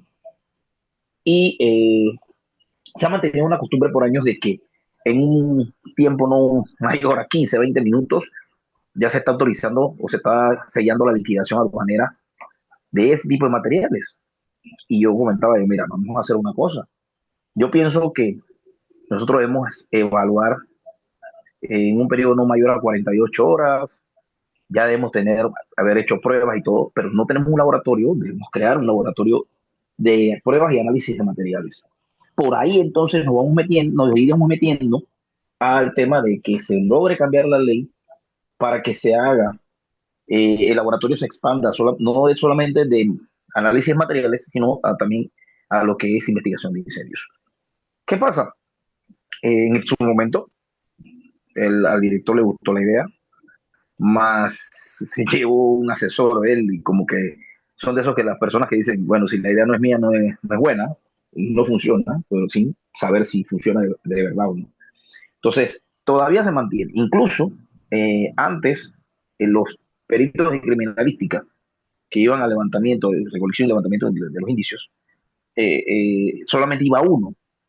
Y en muchos casos me tocó ser con él, con esos peritos, las personas que levantaban el indicio también con ellos.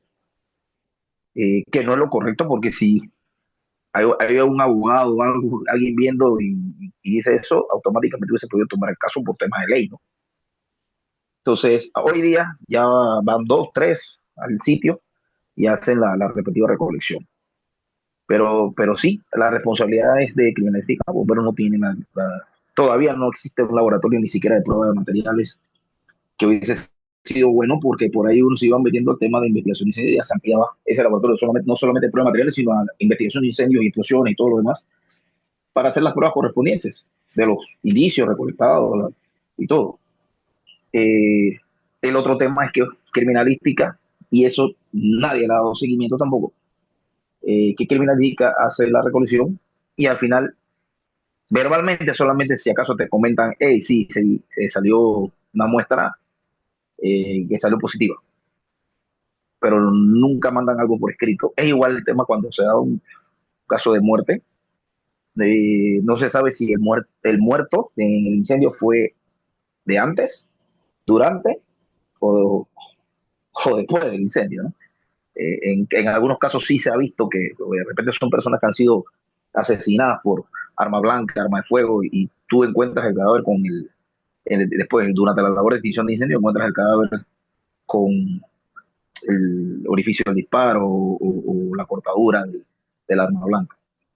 Pero después de eso no sabes si fue antes, durante, después, que si salió la carboxihemoglobina, el tema de las vías respiratorias, nada de eso. Tú no te enteras porque no hay como ese match o ese acuerdo en la parte de criminalística con un bombero. Otra cosa, llega criminalística, me encargo de la escena, te robo la escena, cuando lo primordial es investigar el caso del incendio y bomberos te vayan marcando y te vayan diciendo aquí hay sospecho que hay una puede levantar o levanta muestra aquí o levanta muestra allá, que son los lugares que el investigador de incendios sabe que puede haber algo por todas las marcas que se encuentran en el lugar. Y bueno, y ya ha ocurrido. Era, por lo menos en el caso que ocurrió hace un par de días bajo el Puente de las Américas, Criminalística se tocó como toda la escena. Y en una ocasión recuerdo que yo le dije a la jefa de homicidios, en un caso donde hubo muertos, ella quería llevarse su muerto. Le dije, no, usted no se lo puede llevar. Y me dice, ¿por qué? Yo, porque ese muerto me está hablando. ¿Cómo así? Se me queda mirando, me dicen, este tipo está loco. Y el detalle es que le dije, mira, venga, a cierta distancia, una distancia prudente y segura, le dije, ¿dónde usted ve más quemaduras en el cadáver? No sé qué. No, acá. Entonces, eso me indica a mí, ese muerto me está hablando, me está diciendo a mí la dirección que ese fuego está viajando, cuál fue la dinámica de ese incendio. Quedó, y al final, después que terminamos y que se terminó la causa del incendio, entonces procedieron ellos a hacer el levantamiento. Yo le dije, no, usted no me puede levantar del área porque si sus colaboradores, funcionarios, peritos, llegan y comienzan a patear la escena, cosas que me pueden servir a mí o que pueden ser indicios para mí dar con la causa del incendio. Y me la mueve de un lugar a otro, ¿qué pasa?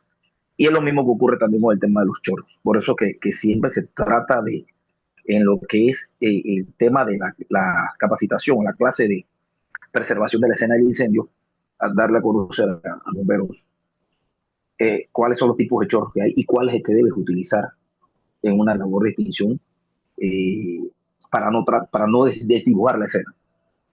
Eso es lo que quería comentarles, pues, cómo se trabaja acá en Panamá al respecto. Gracias, Irán. Sí, has mencionado dos cosas que son importantes, ¿no? Por un lado, y hablando de lo último que mencionaste, el tema de la preservación del escenario es muy importante. Es decir, el primer trabajo lo tienen que hacer los propios bomberos que van a la extinción. Ellos son los responsables de que nuestro escenario como investigadores sea el mejor posible. Es decir, ellos son casi como los jardineros de la cancha donde nosotros vamos a jugar nuestro partido y por tanto nos la tienen que dejar lo mejor posible. Y eso pasa porque ellos también tengan una cierta formación en cómo actuar para preservar el escenario para la posterior investigación. Y por otro lado estaba la cuestión de, de ir en una dupla o en pareja con alguien de criminalística que aparentemente parece, parece una buena solución, no parece una solución complicada, más allá de por lo que luego estás tú mencionando de que hay disputa por el escenario, ¿no? Esa disputa por el escenario es la que creo que no es buena para la investigación y que además debería de estar regulada de algún modo por la ley, porque lo único que perjudica es a la investigación y en realidad lo que debería de ser un complemento se convierte en una disputa. Porque claro, no puede ser que uno actúe a espaldas del otro. No puede ser que criminalística se lleve las evidencias y luego no te comunique los resultados, porque el resultado de la evidencia es precisamente, como he dicho en la introducción, el poder confirmar nuestra hipótesis. Y por tanto, si nuestra hipótesis con la evidencia, con el análisis de la evidencia, se confirma, eso es lo que cierra nuestro informe. Si no, nuestro informe queda ahí en una hipótesis que sí, que no, pero en realidad nuestro informe queda en nada, porque claro, no tenemos el respaldo del resultado del análisis de la evidencia. Creo que ahí debería de eso, igual lo está, pero no se aplica, en fin, debería de funcionar mucho más ese engranaje mucho mejor, ¿no? Que no fuera como también como lo planteas, que parece que en muchos casos es conflictivo.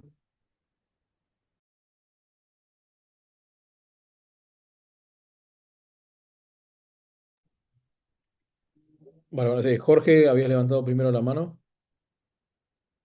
Hola, buenas noches para todos. Jorge Garcés de Colombia. Primero, gracias por compartir tan buen conocimiento para todos. Quería hacer una pregunta, pues, no sé, en Europa usted, Vicente, ¿qué experiencia ha tenido con lo siguiente? Esa recolección de indicios y futuras pruebas, después de que sean validadas, digamos, vamos a hacer un análisis cromatográfico que pesa, eh, respecto a la acreditación del laboratorio que hace eso. ¿Por qué lo menciono? Porque en Colombia existe la Organización Nacional de Acreditación de este tipo de laboratorios. Entonces, hay laboratorios que no están acreditados, o si están acreditados para un tipo de pruebas. No estamos hablando de incendios, solo, digamos, del análisis cromatográfico. Entonces, no sé en algún momento donde se pueda generar una duda, porque ese tema de acreditación, que es con normas internas, tiene unos aspectos de reproducibilidad, credibilidad, etcétera, etcétera.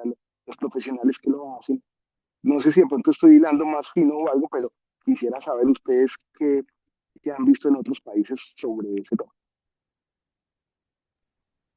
Bueno, te contesto rápidamente. En Europa, la mayoría de los laboratorios están homologados por la Entidad Nacional de Acreditación, ENAC, y por otro lado, teniendo las normas UNE y las normas ISO, todos los laboratorios tienen acreditaciones bajo esas normas y por tanto el control de esas acreditaciones de cumplimiento de la norma ya está respaldando el, el cumplimiento de los protocolos por parte del laboratorio. Entonces, en la acreditación, digamos que es casi inmediata porque si no trabajas con una norma UNE o bajo ISO, nadie te va a tener en cuenta. Porque digamos, es como no trabajar con ASTM en Estados Unidos. O sea, si no trabajas con esas normas técnicas, tu laboratorio no vale nada. Entonces, todo el mundo se certifica en ISO y trabaja con las normas UNE, porque si no, es como hacerlo tú en tu casa. El resultado al final tiene la misma validez. Por tanto, la acreditación es muy importante desde el punto de vista del propio laboratorio y por tanto los propios laboratorios son los que la buscan y los que además te la ofrecen como un valor añadido. Es decir, nosotros somos un laboratorio acreditado y por tanto podemos hacer todos estos ensayos.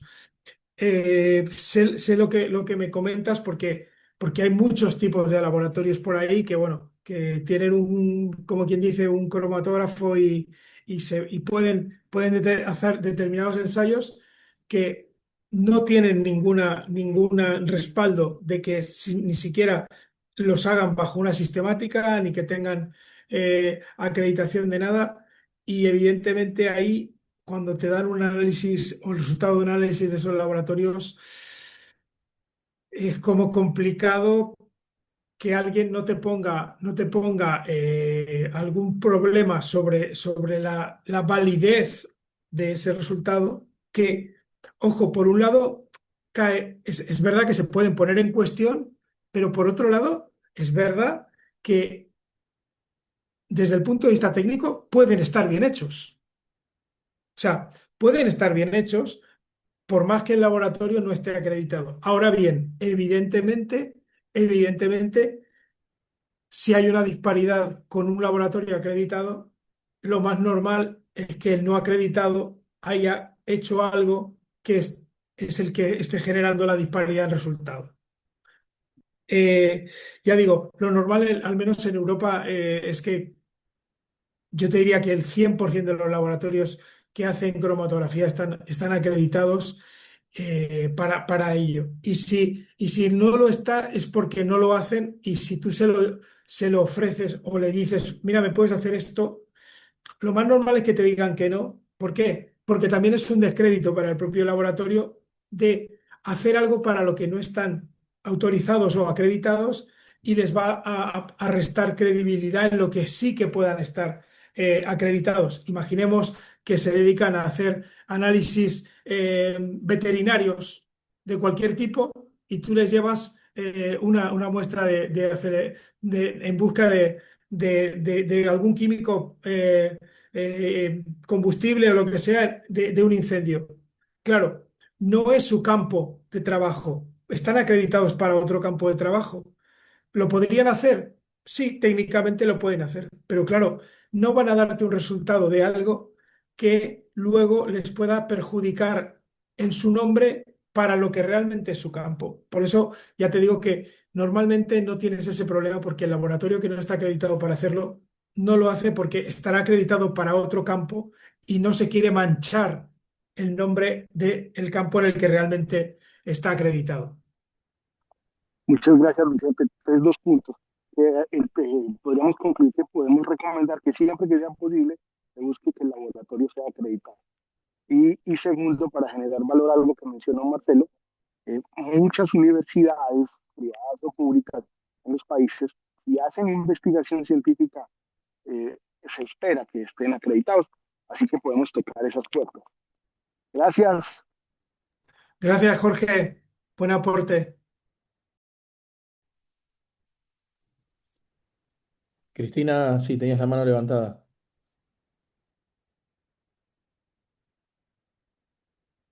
Hola, buenas noches, qué alegría saludarlos. Gracias, Es Cristina. más, reforzar pues estas cosas que me parece importante, como insistir en eso, y es que eh, la importancia de que estemos preparados, o sea, que sepamos como peritos lo alto, lo bajo, lo ancho, lo profundo que puede llegar a ser nuestro papel. Y que nosotros, siendo peritos, ya deberíamos estar preparados con nuestros laboratorios, porque nosotros no sabemos a qué nos vamos a enfrentar. Puede que nosotros cuando nos pidan una cotización o cuando vayamos a una investigación nos demos una idea de lo que va o cómo va a transcurrir la investigación y la podamos planear, pero a la final es una investigación. Es que es investigación y no sabemos a qué nos vamos a enfrentar. Entonces, nos pueden surgir, y acordémonos que no solo investigamos origen y causa, sino que también, como comentó Vicente al principio, podemos determinar responsabilidades y otras cosas que en FPA 921 nos, no, nos, nos otorga o nos prepara para investigar. Entonces, pues eso, estar preparados con los laboratorios si no los tenemos, buscar, mirar qué otras, o sea, si, no, si la función pública tiene unos, pues mirar lo privado que hay. Yo sé que hay muchos laboratorios que de Europa ya tienen oficina aquí en Latinoamérica. Mirar también en otros países cómo funciona, cómo es, porque si vamos a otro país, cómo es allá, cómo funciona. Y sobre todo, pues lo que ya han insistido mucho y han dicho bastante, si soy perito en mi país, si estoy capacitado para recoger hacer partícipe de la cadena de custodia o no estoy capacitado. Y la legislación en otros países. No sé si coinciden conmigo, pero me parece importante nombrarle. Una cosa importante, al cliente siempre se le debe indagar bien, así sea, si trabajo con un pool de aseguradoras, ellos deben conocer cómo es mi trabajo. O sea, ellos deben saber que en algún momento se puede necesitar un ensayo de laboratorio. Yo debo decirle a mi cliente y ser muy clara con él, por eso se necesita que mucha información antes de tomar la investigación, o sea, es tomarnos esto en serio, porque es que no sabemos a dónde va a trascender y a dónde va a llegar, hasta dónde vamos a llegar en una investigación y finalmente somos nosotros como peritos quien vamos a estar en un tribunal. Entonces, a nuestro cliente siempre hay que decirle muy bien que esto puede pasar y que eso tiene un costo y aproximadamente los costos y lo que puede pasar. Porque a veces los clientes van a querer que no se hagan las muestras, pero es que, a ver, no tendría presentación que yo me presentara ante un juez y dijera no, es que no pude hacer el análisis porque mi cliente no me aprobó el presupuesto. Esto tiene que estar aclarado desde antes de tomar o de hacer la investigación, seamos públicos o seamos privados. Tenemos que decirle a nuestros clientes que esto puede pasar y que pueden y que es necesario para la investigación, o sea que es, o sea, yo diría, y no sé si coinciden conmigo, que es imposible no incluirlo dentro del servicio porque puede surgir que necesitemos tomar una muestra y hacer un análisis de laboratorio para llegar y hacer un trabajo de calidad y poderlo respaldar ante un juez, porque como les digo, no sabemos qué trascendencia va a tener nuestra investigación y no tiene presentación llegar allá y que otro perito o otro país, porque yo sé que aquí a muchos nos llaman ya los abogados cuando ya tienen el proceso judicial bien avanzado, cuando ya hay otro perito, lo llaman a uno como perito para que revise el peritaje de otro colega. Y ahí pueden lindamente desestimarte todo tu trabajo, por más que sea, porque no hiciste un ensayo de laboratorio, ya sea por presupuesto o por lo que sea. Ya, no me extiendo más. Un saludo, bueno verlos. Hasta luego. Gracias, Cristina. Sí, en realidad tienes razón con lo de ya tener claro que obviamente la investigación nunca sabes hasta dónde puede llegar y que en el tener ese laboratorio o una lista de laboratorios para diferentes pruebas entra dentro de lo que yo había indicado como el plan, ¿no? Tener el plan. Bueno, tener el plan es tener ya, como yo sé qué evidencia voy a tomar, voy a saber también qué tipo de ensayo, de análisis quiero hacer a esa evidencia y por tanto, antes de tomar la evidencia, busco quién puede hacer ese análisis o ese ensayo y ya lo tengo en el momento que yo voy a tomar la evidencia. Evidentemente que en la parte privada o incluso en la pública hay que hacer determinadas salvedades, es decir, bueno, yo necesito tomar esta evidencia y hay que hacer estos ensayos o estos análisis y esto evidentemente por la parte pública pues se decidirá quién lo hace, cómo lo hace, pero en la parte privada sí que es cierto que te van a decir, bueno, ¿y esto cuánto cuesta? Etcétera, etcétera. Y bueno, y ahí es donde uno hace su investigación hasta donde la puede llevar.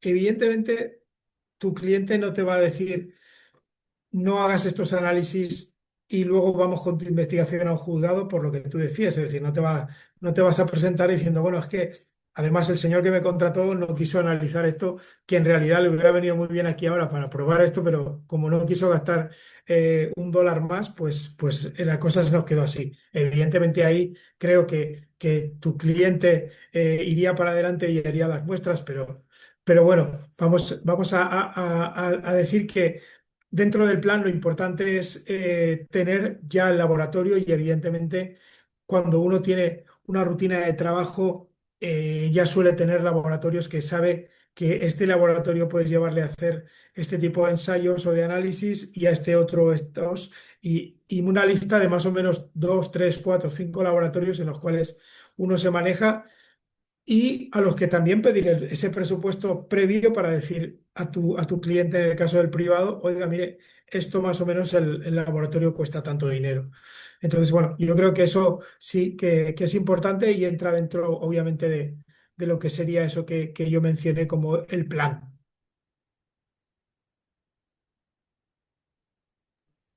Bárbaro. ¿Hay alguna cuestión Creo por que ahí más? Jorge creo que tenía la mano levantada. Jorgito.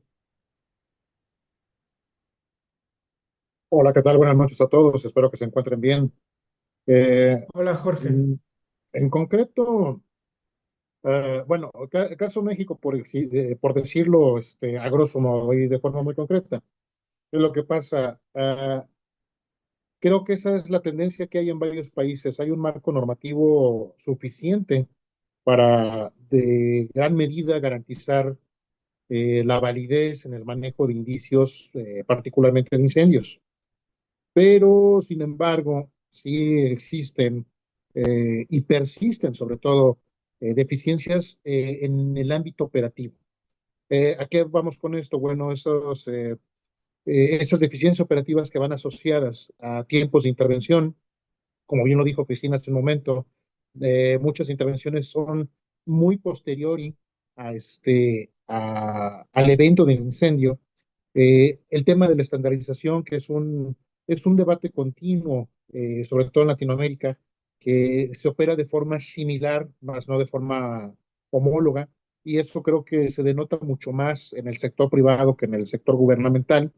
La preservación de escenas que definitivamente, digo, vamos ahorita en el caso de México, ¿no? Es impresionante la discrepancia y la variedad de escenarios que se presentan y que ponen en jaque y en duda la forma en que desde el primer momento, el que el primer respondiente asume la escena y cómo se lleva el proceso de la entrega, pues cómo se dan esas circunstancias, ¿no? Y sobre todo creo que lo puntual es la coordinación interinstitucional. No hay coordinación institucional ni entre las especialidades, ni entre las autoridades, y peor todavía entre las bodegas de indicios y los laboratorios. Caso, por ejemplo, en aspectos gubernamentales, ¿qué es lo que pasa? Muchas bodegas de indicios, muchos laboratorios no están facultados para admitir, recibir y sobre todo permanecer indicios que emanan de escenarios tanto de incendios como de explosiones. Entonces esto causa una enorme brecha en donde perdemos márgenes de trazabilidad y donde perdemos justamente márgenes de estandarización y esas brechas afectan precisamente la integridad de la evidencia y en consecuencia pues la capacidad técnica para sostener las conclusiones periciales sobre, particularmente me voy a evocar a lo que tiene que ver con el origen y causa, que es fundamental. Obviamente, como otros compañeros que me antecedieron lo han mencionado, no es la única circunstancia que prolifera. Pero bueno, en esto creo que concretamente nos tiene que llevar en el apartado de Latinoamérica a pensar en la mejora sustantiva que permita integrar tanto los protocolos homogéneos, que tengamos dentro de eso también la capacitación continua, que tengamos el fortalecimiento de infraestructura, no nada más pericial, sino en general en lo que conlleva el tema de investigación criminal y evidentemente el control estricto de cadena de custodia porque, bueno, la pérdida de trazabilidad creo que es un margen que es muy recurrente en la mayor parte de eventos, tanto eventos complejos como eventos recurrentes. En esto, pues bueno, para terminar con esa intervención, creo que es importante justamente esto de sesionar de forma continua y de entender también no solamente la procedencia de los indicios, sino el trazamiento de esos indicios, el tratamiento que deben tener también los indicios de incendio, que es un apartado que no debemos tampoco de descuidar, sobre todo por estas circunstancias con las que tenemos que lidiar todo el tiempo. Una de ellas, por ejemplo, la contaminación cruzada. ¿Cómo vamos a garantizar la mismidad y cómo vamos a garantizar que ese indicio logre prevalecer pese a circunstancias adversas, sobre todo en el entendido que los incendios y las explosiones pues son eventos adversos complejos y que van a verse pues limitados y delimitados por muchos impedimentos y muchas circunstancias que en Latinoamérica vivimos, ¿no? Entonces, en ese sentido, creo que valdrá la pena direccionar también ese apartado para no solamente entender de forma concreta cómo manejar los indicios en su levantamiento, sino cómo sustentar los indicios en su trazabilidad. Pues agradezco mucho y un placer acompañarlos esta noche. Gracias, Jorge. La verdad es que has mencionado una cuestión que ahora es un problema por lo que has mencionado, ¿no? De que hay lugares donde no hay cómo custodiar muestras de explosiones y de incendio. Y claro, si no hay cómo custodiarlos bien y adecuadamente, pues es un problema a la hora del resultado que pueda obtenerse del análisis de esas muestras. Pero y aquí dejo en el aire para próximas eh, conversatorios que podamos tener.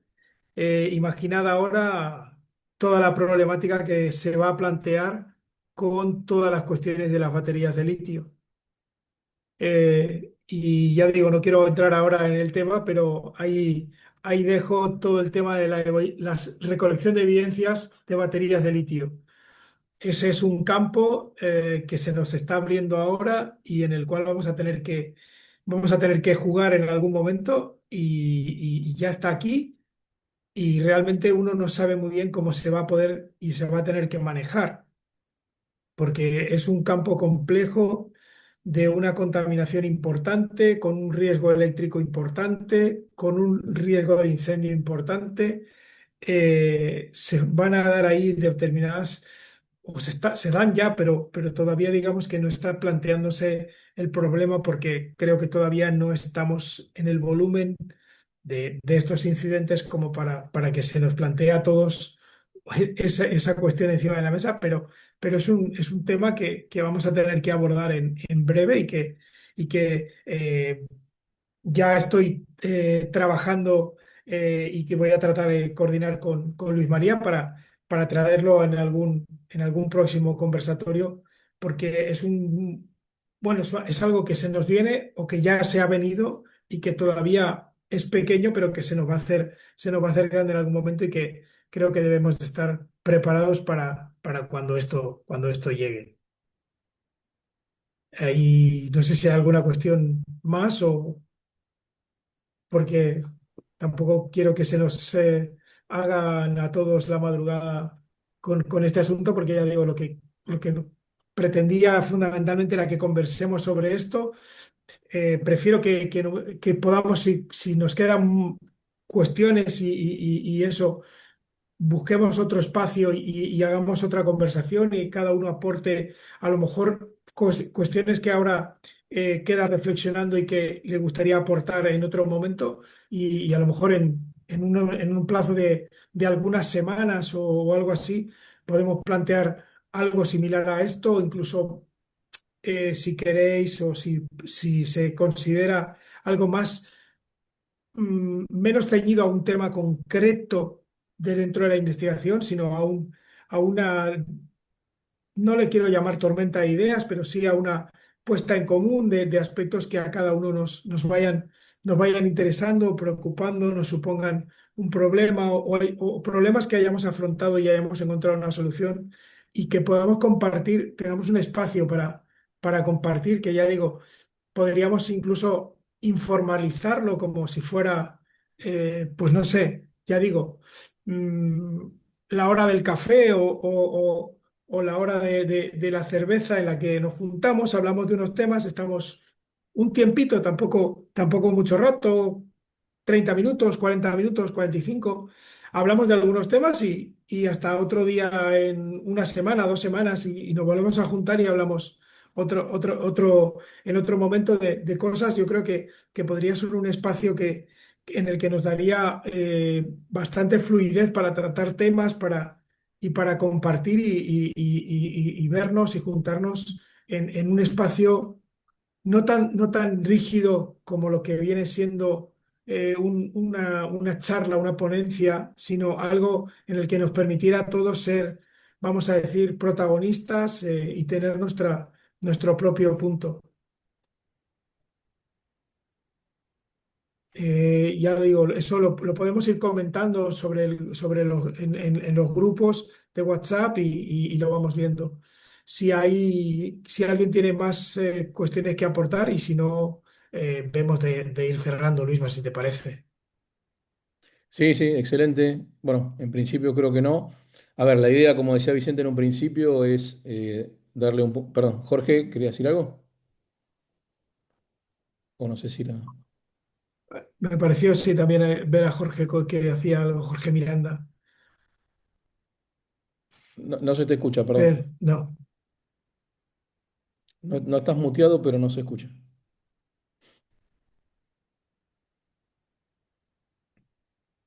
ahora sí, con esos cascos profesionales, sí.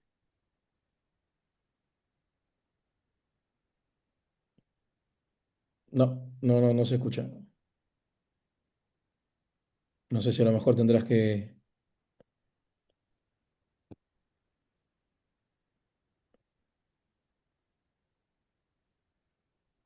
No, no, no. Yo por lo menos no, No, entiendo que el resto no, tampoco. no, yo tampoco no se escucha, Jorge.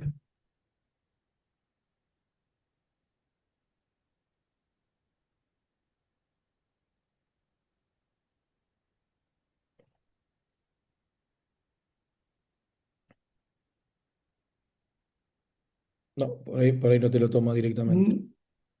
Mm, Por ahí tiene que reiniciar. No, más que nada, sí. para terminar un poquito lo que venía mencionando, la intención de esto era, como decía Vicente al arrancar este conversatorio, era poner un tema en pie de poder conversar y entre todos por ahí ir viendo cómo está cada uno, porque lo bueno siempre que menciono del capítulo hispanoamericano es una cuestión de la diferencia que tenemos en cada uno de nuestros países, pero que termina siendo prácticamente muy parecido, muy similar. La forma de trabajo, los inconvenientes, los problemas que tenemos terminan siendo prácticamente muy parecidos, ¿no? Entonces, creo que la idea era dar un inicio a todo esto. Obviamente que el tema de evidencias es muy largo, hasta podríamos tener una charla por cada una de las cosas, cómo debemos levantar, qué materiales, etcétera, etcétera. Pero también creo que está muy bueno estos videos que hizo la Internacional a través del CF Trainer, como para que todos podamos ir viendo y poder analizando. Pero bueno, es una idea más. Jorge, a ver si podemos ahí enganchar ahora.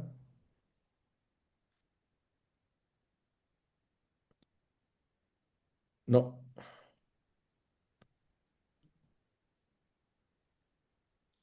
se ve que el conversatorio no te quiere hoy. No sé si querés escribir algo en particular, no sé si era muy largo. O bueno, para el próximo. Te tomamos de referencia para la primera charla del próximo, no importa qué tema era, te enganchamos ahí. Eh, bueno, a ver, simplemente es eso. Gracias a todos por participar. Al que le interese, obviamente, bienvenido al capítulo. Como se darán cuenta a los por ahí que están enganchándose ahora con esto, nada, todos nos dedicamos un poquito a lo mismo, en diferentes instituciones, diferentes formas, pero diferentes países, pero todos tenemos la misma intención de capacitarnos, de ser más profesionales en cada cosa que hacemos. Y lo bueno de esta variedad de profesionales que somos, cada uno tiene una expertise que la vamos tomando entre todos, ¿no? Uno sabe de química, el otro sabe de construcciones, el otro sabe de... Y todos nos vamos ayornando y nos vamos tomando partecitas de cada uno de nosotros como para entre todos tener un equipo interdisciplinario y profesional en cada uno de los temas, ¿no? Yo creo que eso también es enriquecedor de nuestro capítulo. Así que bueno, nos pueden buscar para poder incorporarse dentro del capítulo. Y si no, bueno, nos estaremos viendo próximamente, espero dentro de este mes. No tanto no solo también, perdón, con alguna de estos conversatorios inherentes a la parte de evidencias, sino ya pudiendo enganchar con Fede el tema de una segunda parte de dinámica de incendios. Y bueno, y obviamente seguir con otras cuestiones más que tenemos preparadas para lo largo de todo este año. Así que bueno, si nadie más tiene que agregar algo, nos estamos viendo próximamente. Espero que tengan buenas noches y bueno, a disposición siempre. Buenas noches a todos, gracias Luisma. Muchas gracias a vos, Y Vicente, nos estamos, por nos la estamos, predisposición. nos estamos viendo y escuchando en otro momento. Gracias a todos. Gracias. Buenas noches. Buenas noches, grupo. Buenas noches, gracias a todos. Buenas noches.